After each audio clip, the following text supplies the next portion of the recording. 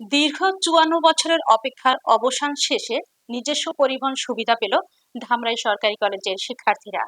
বিস্তারিত থাকছে নাজমুল আলম মাসুদের প্রতিবেদনে। শিক্ষার্থীদের যাতায়াত সুবিধা নিশ্চিত করতে কলেজটির জন্য বরাদ্দ দেওয়া হয়েছে বিআরটিসির দুটি দ্বিতল বাস। সেই দুটি বিআরটিসি দ্বিতল বাস উদ্বোধন করা হয়েছে।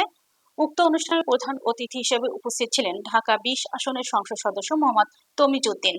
সভাপতিত্ব করেন প্রফেসর মোহাম্মদ ইফতেখার মাহমুদ।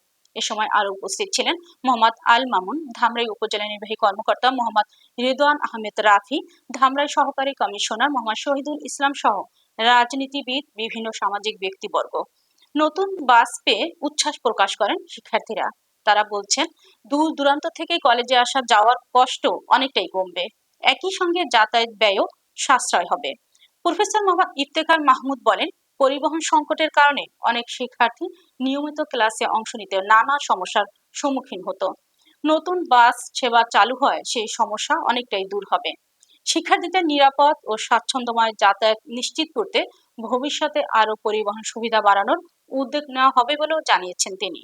যে এই কলেজটি যিনি প্রতিষ্ঠাতা করে গেছেন, জামাল উদ্দিন সাবেক এমপি ছিলেন উনি। ওনার প্রতি শ্রদ্ধা রেখে বলতে চাই যে আমরা যখন খুব কষ্টে ছিলাম, ধামরাইয়ের মানুষ আমাদের সেই সময় এসএসসি পরীক্ষা দিতে হলেও হয় মানিকগঞ্জ, বেশিরভাগ মানিকগঞ্জ কেন্দ্রিক যেহেতু আমাদের ধামরাইয়ের সকল উচ্চ বিদ্যালয়ের যেসব ছেলেমেয়েরা থাকতো মানিকগঞ্জে এসএসসি পরীক্ষা দিতে হতো।